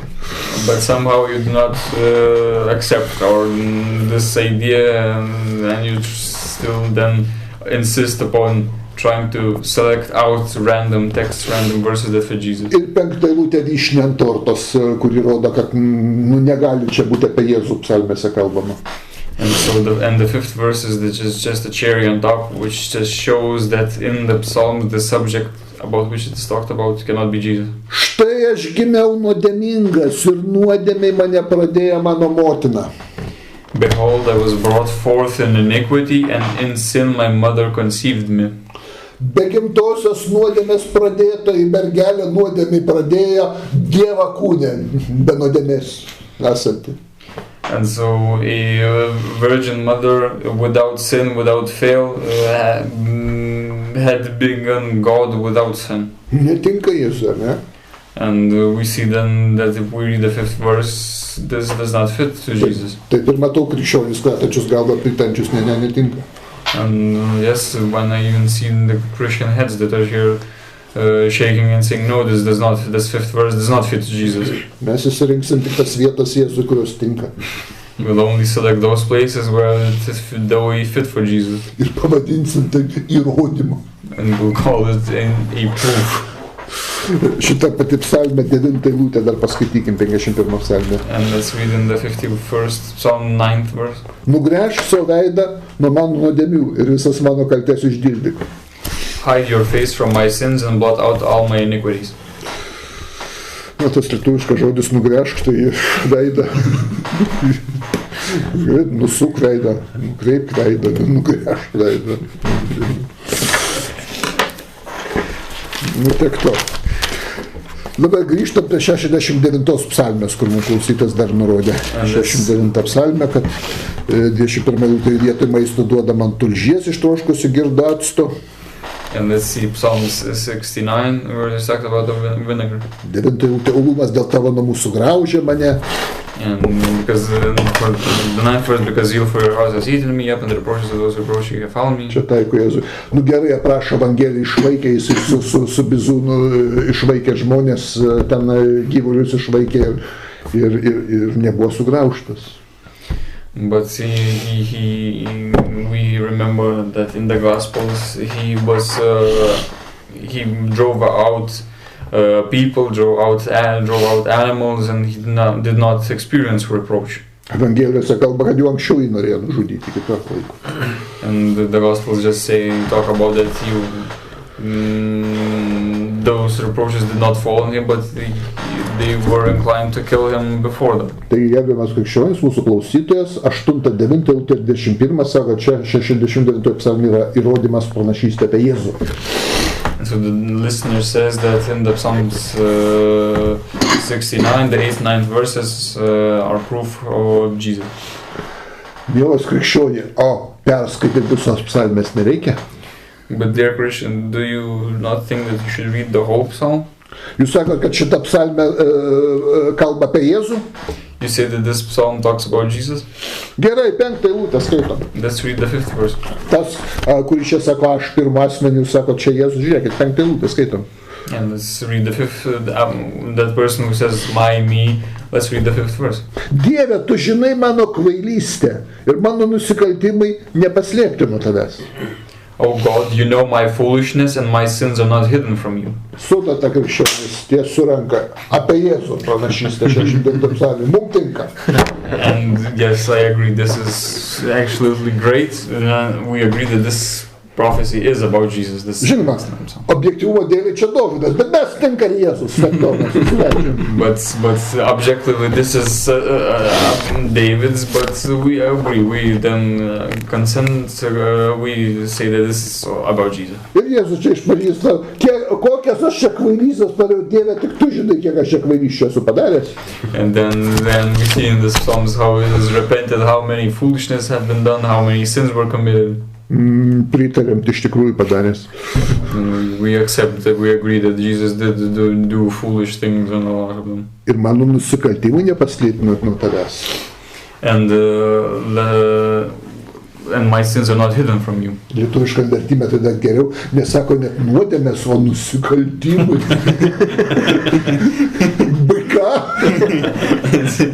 And we in the Lithuanian translation it is not said my sins but my crimes are not hidden from me.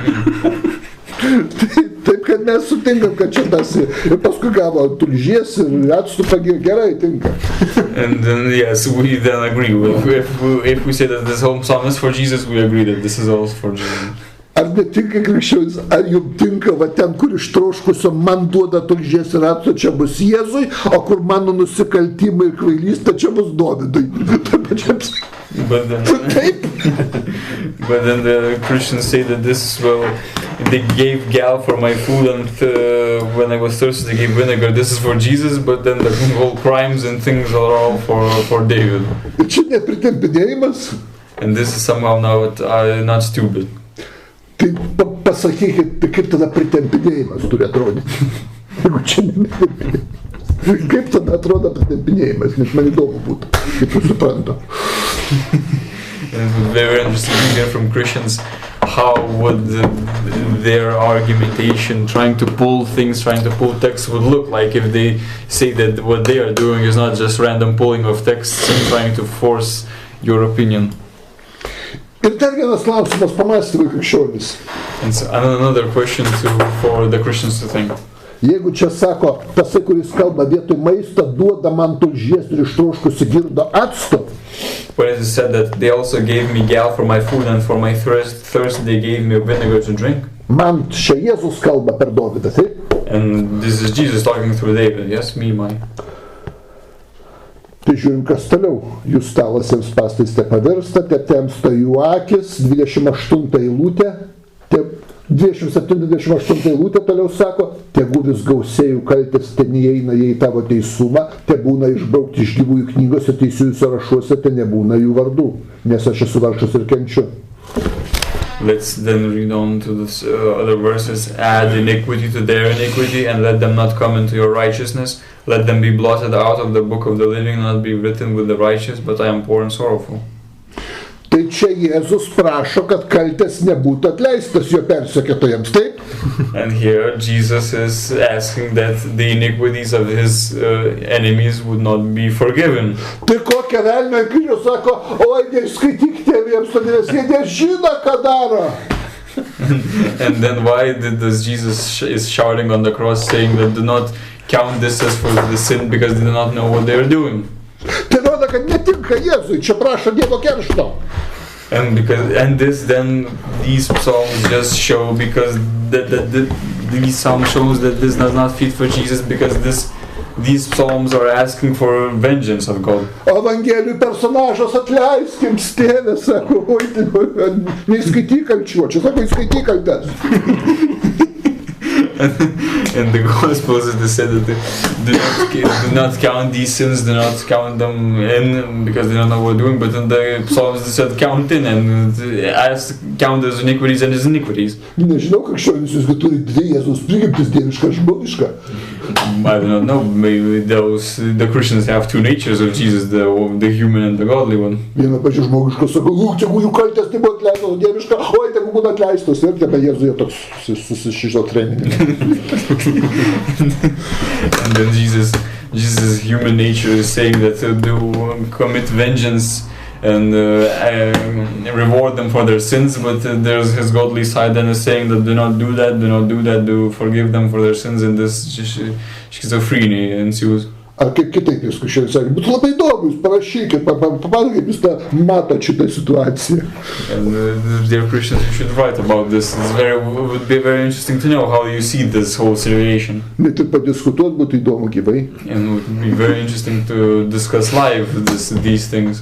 Čia pranašystė apie Jėzus, sako, nes tinka actas.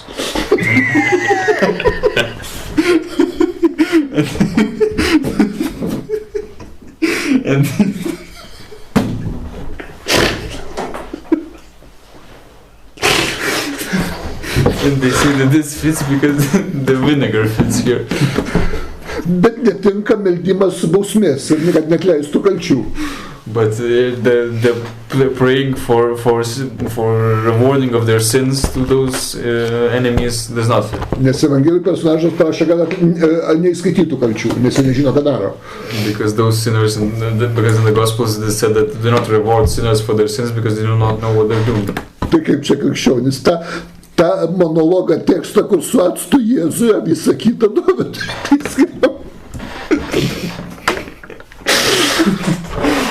Ir pavadinant tai argumentu.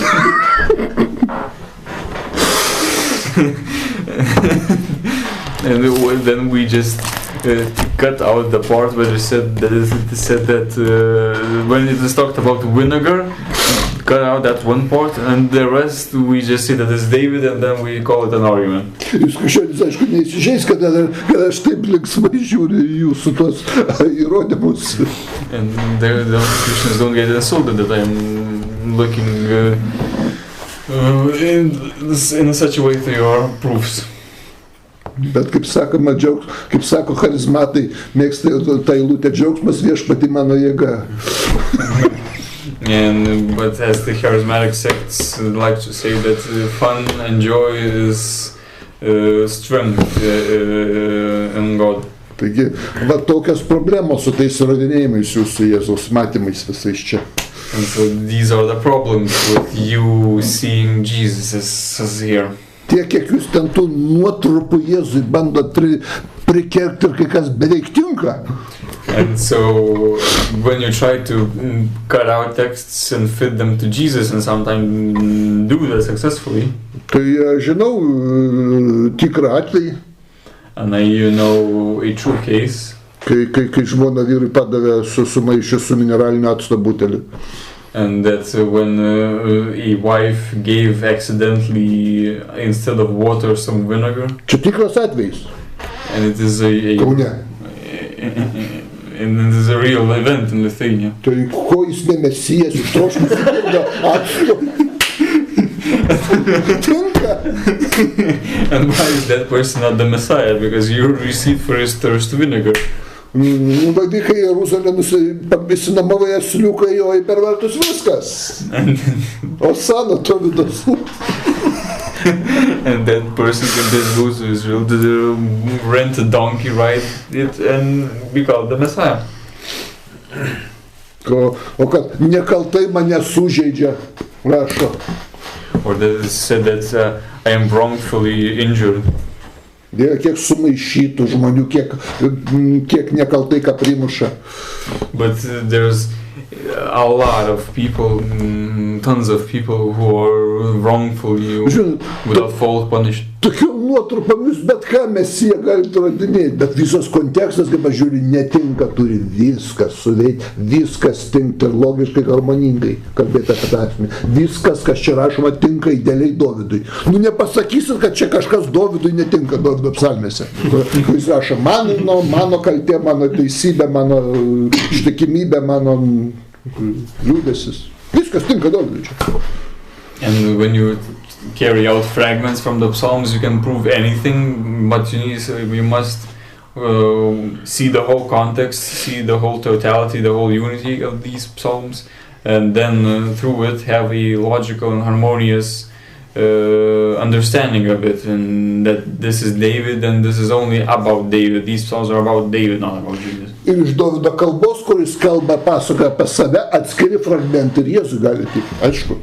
And it is very natural that from the whole speech of David, some separate fragments can fit Jesus. Bet ar tai yra argumentas? But is this an argument? Net kitaip klausimą pasakykim. Pirmieji krikščionys nelabai suprato pranašysčių ir psalmių knygos. And we can even say this in another way, that the first Christians did not really understand the prophecies and the Psalms. Ir improvizavo, kad čia pagal tą Dovydą, ką aprašo Jėzaus Evangelija, sukurpti. And they just improvised that where it was written about David, that this was written actually about Jesus. Ne, sakys krikščionys, Evangelijos taigi gryna tiesa, istoriniai faktai. But the Christians will claim that no, these Gospels are historical facts, true facts. Aš jau nebeklausiu apie tą istorinį faktą, kiek koks faktas pateikia, kiek moterų atėjo prie kapo ir kokios.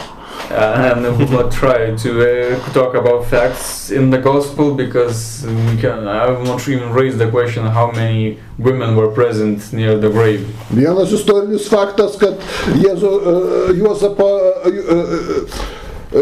Juozapo tėvas buvo Helijas, o kitas pateikia, kad ne, kad kitas žmogus. And I'm not even talking about the thing that in the Gospels Joseph's father was Helias, and in the others was not. Kitas faktas, vienas faktas pateikia, kad Erodas norėjo Jėzų nužudyti, kitas sako, ne, Erodas nenorėjo nužudyti, čia jo žmona norėjo. And one gospel says that Herod wanted to kill Jesus, but the other gospel said that Herod did not want to do that, his wife wanted to do that. Faktas su faktu kertasi. And fact contradicts another fact. Evangelijos yra virš 300 nesutapimų, prieštaravimų vienų evangelijų kitom. And in the Gospels there are 300 contradictions to each other. Klausimas krikščionims vertas milijoną, jeigu atsakysit, kaip visi šitie nesutapimai tuo pat metu gali būti neklaidingas įkvėptas mokslas. And then the highest question to the Christians, how all of these contradictions at the same time can be infallible truths. Vieni rašo, kad akmenį nuritino moterim atėjus, o kiti rašo, kad jau akmuos buvo nuristas. In the one gospel says that the rock was driven away from the grave when the women came, but and the other has talked about that when the women came, the rock was already pushed from the way out. Ir tuo pačiu metu autorius tai šventoji dvasia. And at the same time, the author is the Holy Ghost, the one author. Lūkui per delčią vienaip įkvėpė, o Matui per pilnatį dar kitaip. And according to different moon phases, that Holy Ghost inspired Luke in one way and Matthew in another way. Taigi apie dievišką įkvėpimą pamirškit, net kalbos nėra apie tai. Jeigu tekstas tekstui prieštarauja, nėra jokio įkvėpimo dieviško, viskas. And we can clearly understand that if there are such contradictions of such level, there is no any inspiration of God. Ir antras dalykas, jeigu tekstas tekstui prieštarauja ir kaip istorinis šaltinis, tai reiškia nepatikimas. And even then, when the texts contradict each other, and then the facts contradict each other, then it is even a historically untrustful source. Man vienas krikščionis įrodymą pateikė, kad Kristus prisikėlė, tikrai faktai istoriniai. And one Christian gave me an argument that Jesus really resurrected as a historical fact. Sako, tai Paulius rašo, kad matė 500 vyrų. He said that Paul wrote that 500 men saw this. Vardai, pavardės, charakteristikos tų vyrų, liudijimai jų. And the names, the surnames, the characteristics of those people, the confessions of those people, the testaments of those people, testimonies. Tekstas iš pirmo bent jau amžiaus mūsų yra parašyto, aš liudytojas toks Jokūbas Abramavičius, mačiau prisikėlusi Jėzų, patvirtinu tai savo parašu, būdamas sveiko proto iš visos atminties. And čia bus jau kažkoks įrodymas. And were there witnesses, any witnesses that left a testimony saying that I, Jacob, saw this and this, being of full sense and reason, and I give my signature here. O dabar įrodymas, Paulius sako, 500 metų. But now we have the proof that Paul said that 500 saw them. 500.